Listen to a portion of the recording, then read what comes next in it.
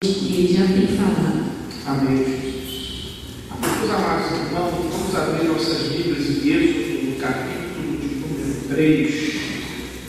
Êxodo, capítulo de número 3. As crianças podem sair para o estudo na sua linguagem. Êxodo, capítulo de número 3. Nós vamos pensar nesse texto essa noite. E vamos falar sobre a experiência de um homem chamado Moisés. Quem achou, diga amém. Quem não achou, diga misericórdia. Êxodo é o segundo livro da Bíblia. Gênesis, Êxodo. Diz assim o texto sagrado: Moisés estava cuidando do rebanho de Jetro, seu sogro, sacerdote de Midian, e levou o rebanho para o lado oposto do deserto, chegando ao Horebe, o monte de Deus. E o anjo do Senhor apareceu-lhe em uma chama de fogo numa sarça. Moisés olhou e viu que a sarça estava em chamas, mas não se consumia. Então disse: vou me aproximar para ver essa coisa espantosa, porque a sarça não se consome. E, vendo o Senhor que ele se aproximava para ver, chamou-o do meio da sarça: Moisés, Moisés. E ele respondeu: estou aqui. E Deus prosseguiu: não te aproximes daqui, tira as sandálias dos teus pés, pois o lugar em que estás é terra santa. E disse mais: eu sou o Deus de teu pai, o Deus de Abraão, o Deus de Isaque, o Deus de Jacó. E Moisés escondeu o rosto, pois teve medo de olhar para Deus.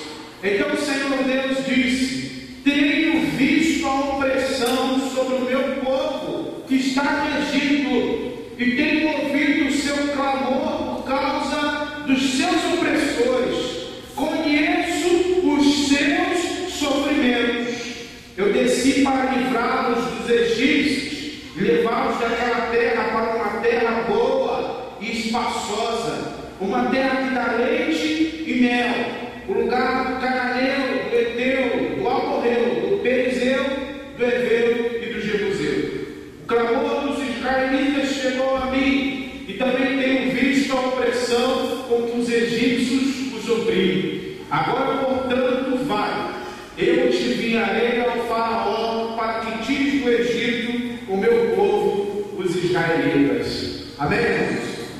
Toda vez que eu leio esse texto, eu lembro de uma situação tanto quanto engraçada, de quando nós éramos jovens lá em Oswaldo Cruz, e uma manhã o diácono foi pregar sobre esse texto, e ele disse sobre a terra que mamava leite e mel. E quando ele foi ler o texto, ele disse que a terra mamava leite e mel. E aí o Fernando estava do nosso lado, o pastor Fernando, Gênero Adolfo, o Fernando desbravou inusitadamente: isso é uma terra ou um bezerro? Isso é uma terra ou um bezerro? Uma terra que mama leite e mel. E fica aí a curiosidade até hoje em saber porque aquele saudoso irmão já não está mais entre nós, era um homem de Deus. Mas eu contei isso para ilustrar um pouco sobre as vezes como nós lemos o texto e não nos percebemos o que o texto tem de tão profundo, pela maneira tão rápida que passamos por ele, sem nos apegarmos aos detalhes deles. Eu não sei se você já parou para pensar sobre o momento que esse texto está inserido na vida de Moisés. Quando a gente fala em Moisés, a gente pensa no grande libertador Moisés, no grande profeta Moisés, no grande estadista Moisés. Mas no momento em que Moisés teve essa visão da parte de Deus, Moisés era um fugitivo da lei. Sabia disso? Moisés havia matado o egípcio e ele havia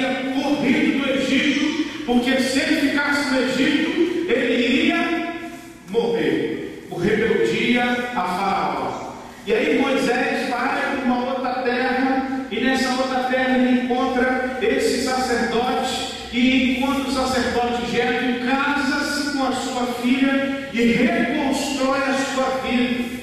Mas Moisés ainda não estava completo, Moisés ainda não tinha o sentido da sua missão, Moisés ainda não sabia de fato o que Deus queria dele, e Moisés ainda estava vazio, sem sentido, sem norte, sem direção. E diz o texto que um determinado dia, e é muito interessante isso, porque o texto do capítulo 2 inicia no capítulo 3 sem nenhum vínculo. O que parece é que Moisés passou 40 anos da sua vida sem saber o que estava fazendo dela. Simplesmente na filosofia do Zeca Pagodinho: deixa a vida me levar, vida leva eu. E aí, irmãos, quando Moisés tem um encontro com Deus, quando ele tem uma experiência com Deus, parece que a vida dele toma um outro rumo, a vida dele toma um outro sentido. Ele parece que descobre o porquê que Deus o criou, o porquê que Deus o libertou daquela terra e tirou aquele povo daquela terra e o que ele havia comissionado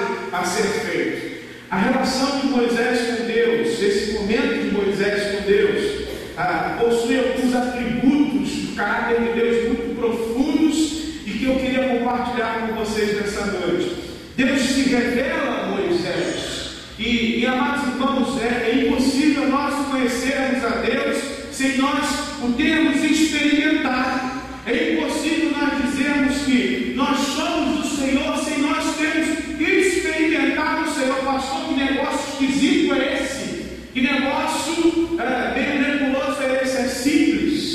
Se você ainda não teve uma experiência com o Senhor, se você ainda não de fato entendeu que se converteu a um novo caminho, a um novo rumo, que você teve um novo sentido da sua vida, você ainda não teve uma experiência com Deus. A experiência de Moisés denota isso de modo muito claro. Ele vivia sem sentido e agora ele tem um sentido, porque o encontro que ele tem com Deus, Deus se revela a ele e ele experimenta Deus, ele sente Deus, ele se aproxima de Deus, porque a Bíblia diz que é necessário que aqueles que se aproximam de Deus tenham fé e o busquem em coração. E o texto nos dá uma revelação que Deus dá a si mesmo. Martinho Lutero diz que é impossível nós conhecermos a Deus se não Ele nos fizer conhecido a nós.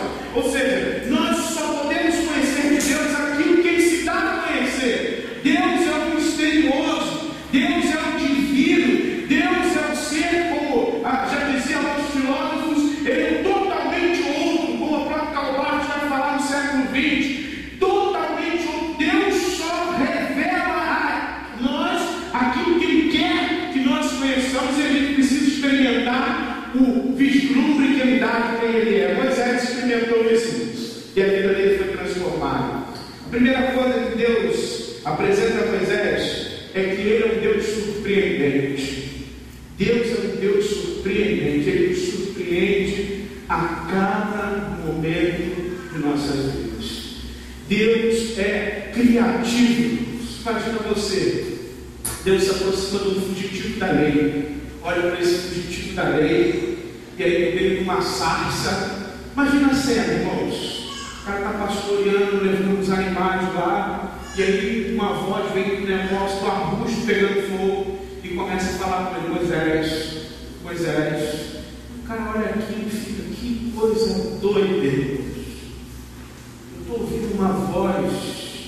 Que voz é essa? E aí Moisés se surpreende com aquilo chama a atenção de Moisés. O texto diz que Moisés vai se aproximando, porque ele está sendo atraído pelaquela surpresa, ele está sendo arrastado pelaquela surpresa, ele quer saber o que é aquilo que ele está se encontrando. E aí Deus vira para ele e fala assim: Moisés, não chega mais perto não. Se você chegar mais perto, você não vai voltar vivo, fica aí mesmo. Deus se revela de forma surpreendente a Moisés. E aí, irmãos, a surpresa que Moisés tem, a experiência que Moisés tem, foi dentro do momento de vida dele, e um momento talvez um dos mais importunos, que porque ele estava simplesmente fazendo uma coisa rotineira do dia a dia. Ele era pastor de ovelhas. E como todos os dias que Moisés fazia, ele levou o seu rebanho para cuidar, para se alimentar, para beber água. E no dia a dia Deus nos surpreende. Por que eu estou dizendo isso? O dia a dia da sua vida, nos momentos difíceis da sua vida, no momento que você pensa que Deus se esqueceu de você, é nos momentos que Deus surpreende você. É no momento que Deus se revela a você e você tem a oportunidade de experimentar Deus de uma forma diferente da que você anteriormente tinha experimentado. E eu acho tremendo essa situação, porque o nosso Deus é um Deus criativo. Ele nunca se apresenta da mesma forma a duas pessoas na Bíblia. Você me apresenta Deus se revelando a um profeta de uma forma, você vê Deus se revelando a outra pessoa de uma forma, você vê Deus comunicando-se com outra pessoa de uma forma, e Ele nunca age da mesma forma. Não é verdade, irmãos? Deus abre o mar para Israel e se revela a Israel. E para o profeta Elias, ele vem simplesmente como uma brisa suave. Ele nunca se revela da mesma forma. Deus é criativo, é surpreendente. E Deus quer surpreender você. Deus quer se achegar a você. Deus quer atrair você à sua presença. Mas o problema, meus amados irmãos, é que às vezes nós não estamos curiosos como Moisés. A curiosidade de Moisés vai atrair a presença de Deus. Às vezes Deus quer se revelar a nós de uma maneira diferenciada, quer nos dar uma experiência de maneira inusitada, mas o nosso coração se trava, porque a gente acha que Deus age dentro da nossa esfera humana. A gente dogmatiza Deus, a gente coloca Deus numa caixinha e fala assim: Deus só age assim, Deus só faz assim. A gente se esquece que Ele é Deus, e Ele faz do jeito que Ele quiser. Ele se revelou a Moisés de forma surpreendente, mas é interessante que Ele se revela a Moisés também de forma pessoal. Ele vira a Moisés e fala assim: Moisés, Moisés. Ele não fala servo, ele não fala fulano, ele não chama pelo apelido, mas ele chama pelo nome.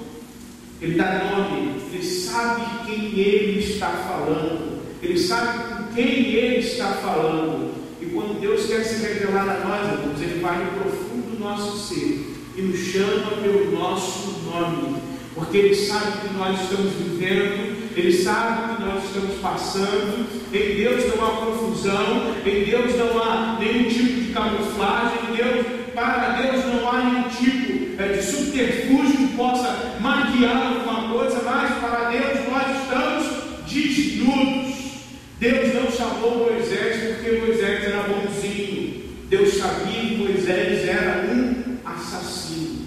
Deus sabia disso.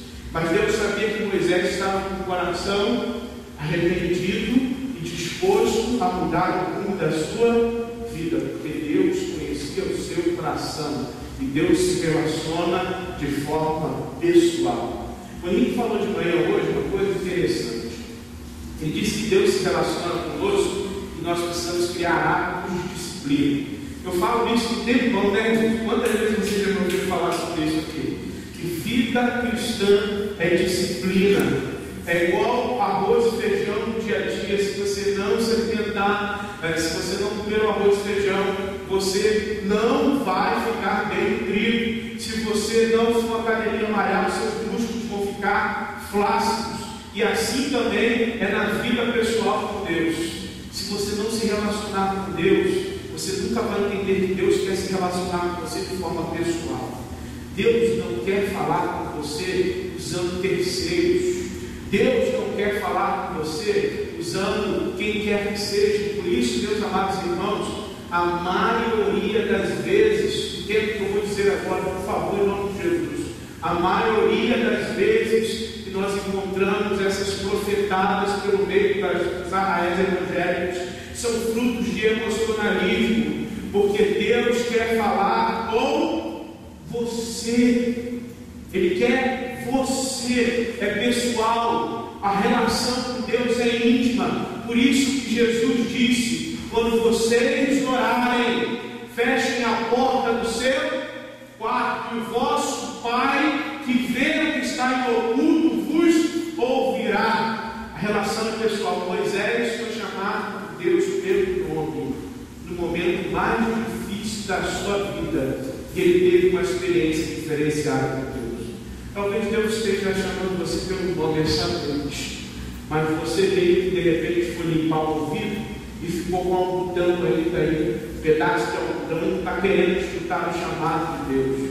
Tu está querendo dar ouvidos à voz de Deus que te chama pelo nome. O Deus que quer dar a você uma novidade. E o texto continua. E Deus se revela a Moisés de forma soberana. Moisés não conhecia Deus, Moisés não sabia quem era Deus. Mas Moisés vira para Deus e fala: o que eu vou dizer para Faraó? Pensa bem, Deus, eu sou maluco, eu sou um fugitivo, eu vou voltar no Egito e vou chegar lá diante do homem mais poderoso do mundo e vou dizer para ele assim: olha, eu vim aqui libertar os teus escravos, eu vim aqui tirar todo mundo que está fazendo essas obras todas para você aí de graça, no 0%, porque eu sou Moisés. E aí Deus vira para ele e fala assim: Moisés, fica com medo, você não precisa saber qual Deus diz para ele, que quem está te enviando é o eu sou. Sabe o que identifica isso? Deus estava falando assim: antes que tudo fosse eu, antes do que era eu, antes do que vai acontecer eu, Deus simplesmente é. Deus simplesmente é amor. Deus simplesmente é paz. Deus simplesmente é soberano. Deus é o ponto, não tem jeito. Deus estava dizendo a Moisés: vai lá, Moisés, o eu sou está te enviando. A soberania de Deus está sobre as nossas vidas. Deus está no controle das nossas vidas e nada que pode abater as nossas vidas pega Deus de surpresa, e a gente precisa entender isso. A gente precisa entender que qualquer coisa que nos aconteça não fugiu do plano de Deus. Não está, fez uma vírgula e a gente parte do plano B. Deus não tem plano B. Cristo não foi plano B. A igreja não foi plano B. Deus não tem plano B. Deus é soberano e Ele tem o controle da história em suas mãos. E Moisés vai no ponto de Faraó e ele não fala quem foi. Ele fala o quê? O eu sou enviou. Ele aprendeu o negócio. E é interessante, irmãos, no Novo Testamento, essa expressão eu sou só aparece na boca de um homem. E esse homem é o nosso Senhor e Salvador Jesus Cristo. Nenhum judeu usa essa expressão até os dias de hoje, porque é uma expressão que denota a pessoa de Deus. Jesus foi o único na história, depois de Deus se apresentar a Moisés, a dizer: eu sou. E Jesus disse isso: ecoa em mim, eu sou o pão da vida. Eu sou o caminho, a verdade e a vida. Eu sou a porta das ovelhas. Eu sou, disse Jesus. Jesus estava dizendo: eu sou o Senhor da história. Eu sou Deus. Eu tenho o poder, o domínio, o controle. Deus era soberano, irmãos, e ainda é. Nada mudou.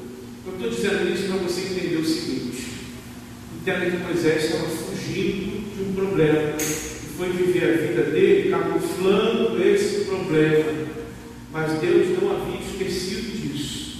Moisés havia uma conta a pagar, um acerto a fazer, mas Deus queria transformar a história de Moisés e fazer não dele mais um fugitivo, mas fazer dele um homem de Deus, transformado pelo poder do Espírito Santo, que levar ele a lugares altos que ele nem imaginava, porque ele é soberano. Mas nós precisamos entender isso. E como é difícil isso para a gente, irmãos? Como é difícil isso para a gente? Algum problema se abate nas nossas vidas e a gente começa a murmurar: mas eu sou fiel, eu dou dízimo, pastor. O que está acontecendo na minha família? Eu não aguento mais. Quando a nossa postura deve ser diferente. dobrar os nossos joelhos e chorar diante de Deus e falar: Senhor, eu sei que está doendo, mas eu sei que o Senhor é bom. E o Senhor tem controle de todas as coisas em suas mãos. O Senhor tem domínio de todas as coisas em suas mãos. Permita-me contar uma experiência pessoal que tive com Deus em relação a isso. Uma vez eu fui buscar o meu irmão numa comunidade lá em Maria, uma favela. Vocês sabem que o meu irmão tem problema com drogas, é dependente químico. E naquele dia, estava no seminário ainda nessa época, me ligaram dizendo que iriam matar o meu irmão. E ele estava devendo dinheiro, tinha feito uma besteira, e a gente tinha que resgatar ele de qualquer maneira. Aí meu pai me ligou, desesperado, chorando, minha mãe, aquele alvoroço na família, e ninguém tinha coragem de ir lá. E aí eu fui lá sozinho. E eu fui orando, eu fui pedindo ao Senhor: eu não sei nem o que fazer, não tem nem dinheiro no bolso. O que eu vou fazer? O que eu vou fazer? Como é que isso acontece, Senhor, com a minha família? O Senhor me chamou a pastorear, o Senhor me chamou a ser pastor, e na minha família acontece uma coisa como essa. Como é que eu vou ter paz para poder estudar? E comecei a questionar um monte de coisa a Deus, comecei a murmurar, comecei a reclamar, e dentro do ônibus foi até em Bahia, foi o trajeto mais longo da minha vida, porque eu pensava que o meu irmão ia morrer. Irmãos, quando eu cheguei lá no lugar, não era nada daquilo. Nada daquilo. Era simplesmente uma farsa para o cara arrumar mais dinheiro. Era tudo armado entre eles. Estava tudo armado porque ele queria mais dinheiro para consumir drogas. Por que eu estou dizendo isso? Às vezes a gente nem sabe o desfecho da história, a gente não consegue enxergar um palmo na nossa frente, e enquanto a coisa não se concretiza, a gente já está reclamando antes do tempo, sem saber qual vai ser o desfecho da situação. Eu queria, em nome de Jesus, que você entendesse: Moisés aceitou a soberania de Deus e fez o que Deus mandou ele fazer. Ele colocou a vida dele em risco. Ele estava indo diante do homem mais poderoso do mundo. O faraó poderia mandar matá-lo, mas ele acreditou que Deus era soberano e tinha poder sobre todas as coisas e foi. Eu termino o texto falando sobre a coisa mais bonita para mim, em minha opinião, do entendimento que Moisés teve dessa experiência dele com Deus. Moisés entendeu a vocação dele, que Deus chamou ele a fazer. Vai, Moisés, e liberta o meu povo. Eu tenho ouvido, eu tenho visto o que meu povo tem passado. Eu tenho levantado você, Moisés, para ser bênção na vida desse povo.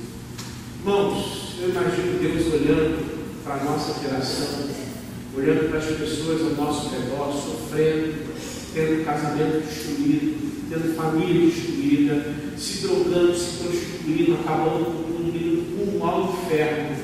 E Deus fica esperando, olhando assim: vai, meu filho, eu sou contigo.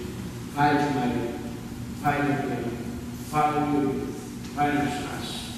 Eu sou contigo. Liberta esse povo em nome de Jesus. É interessante, irmãos, porque a gente fica muito tempo orando, pedindo a Deus direção sobre o que nós vamos fazer. Quando eu olho para a vida do apóstolo Paulo, eu não vejo esse tipo de atitude na vida do apóstolo Paulo. O Evangelho é muito mais prático do que a gente imagina. E no momento que Deus quis interromper alguma coisa que Paulo iria fazer, ele o fez. Apareceu a Paulo e falou assim: Paulo, vai a Tessalônica, passa a Macedônia, porque eu tenho gente lá. Porque enquanto Paulo estava indo, Deus estava abençoando, mas quando Deus não queria mais que Paulo tivesse aquele rumo, Deus orientou Paulo ao outro rumo. Às vezes a gente fica muito tempo, irmãos, orando, esperando alguma coisa, esperar um anjo aparecer na nossa frente, esperar um raio cair do céu, alguma coisa para entender que Deus nos chamou, para nós termos experiências com Ele, e essas experiências serem partilhadas com outros, para que outros tenham experiências com Ele, e da mesma forma isso se multiplique. A vida só tem sentido para Moisés quando ele entendeu isso. E eu e você precisamos entender isso. Experiências com Deus transformam a nossa vida. Eu encerro a minha fala com um ponto que eu escrevi no coletivo desse domingo na pastoral. Uma vez, um garoto despretensioso chegou ao grande filósofo Sócrates e pediu a Sócrates: Sócrates, eu quero conhecimento, Sócrates, me dá conhecimento, você é o homem mais sábio que tem na Grécia, e você vai ser um grande mestre para a minha vida. E aí Sócrates virou para aquele menino despretensioso que chegou perto dele sem saber ao menos o que ele estava pedindo. E Sócrates disse ao menino: tá bom, vem comigo. E encaminhou o menino até uma praia. Chegou na praia, Sócrates afundou a cabeça no mar e deixou um tempo até que ele perdesse o ar. Então levantou, e quando o rapaz estava sem ar, ele perguntou ao rapaz: e aí, o que você quer? Ao rapaz: quero conhecimento. Aí ele afundou de novo. Aí deu um tempo, levantou ao rapaz: e aí, o que você quer? Eu quero conhecimento. E aí Sócrates foi fazendo isso várias vezes, até o momento que ele perguntou ao rapaz: e aí, o que você quer? O rapaz falou: não quero ar. Sócrates virou para ele: então bem, pois bem, quando você quiser mais conhecimento do que você quer ar, aí você volta e você quer ar. E aí, irmãos, quando nós quisermos mais de Deus e entendermos que precisamos mais de Deus, que o ar que respiramos, Deus se revelará a nós. Deus fará as maravilhas por nós, para nós e através de nós. Porque Deus é galardoador daqueles que o buscam, diz a sua palavra. Por isso que o salmista diz: assim como a corça anseia por águas, eu anseio por ti. A corça precisava de águas para viver, e a gente precisa de Deus para viver. Enquanto a gente não entender isso, enquanto a gente não experimentar isso, não é ouvir falar. E aí a gente entende por que Jó tem aquele tormento todo na sua vida. E ele chega no final do livro, lá no capítulo 38, ele diz assim: antes que eu te conhecia, eu ouvi falar. Hoje eu conheço, de contigo. Sabe o que é isso? Experiência. Ele ouviu de alguém, a experiência dos outros, mas agora eu tinha experimentado. Feche seus olhos, baixe a cabeça.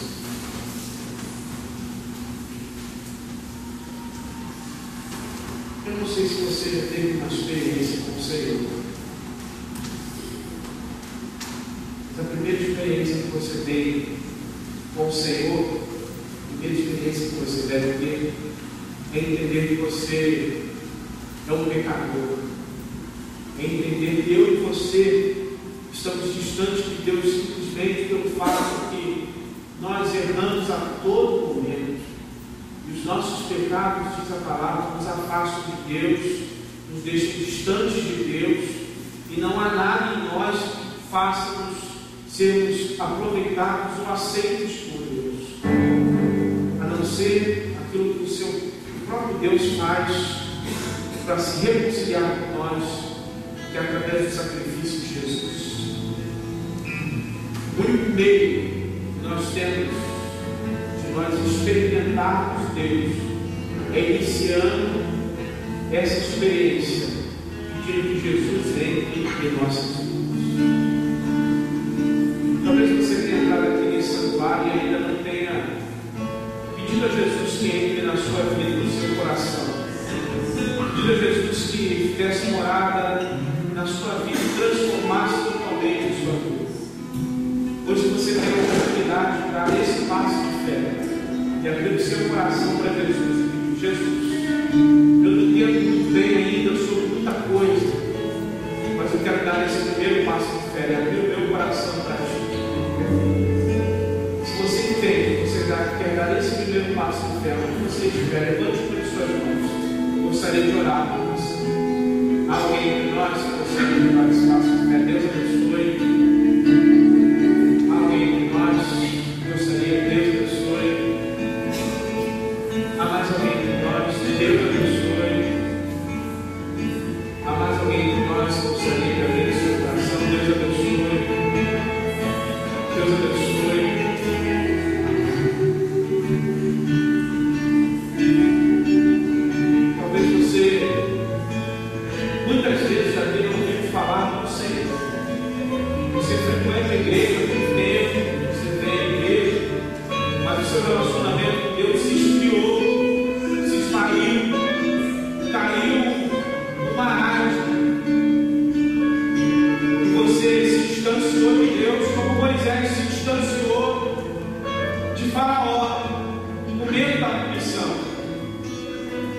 hoje é noite de você retornar ao Senhor, você voltar ao Senhor e encontrar no Senhor um Pai amoroso, braços abertos, pronto a lhe perdoar, a lhe abraçar e a caminhar com você e ter experiências com você tremendas, experiências que irão lhe marcar.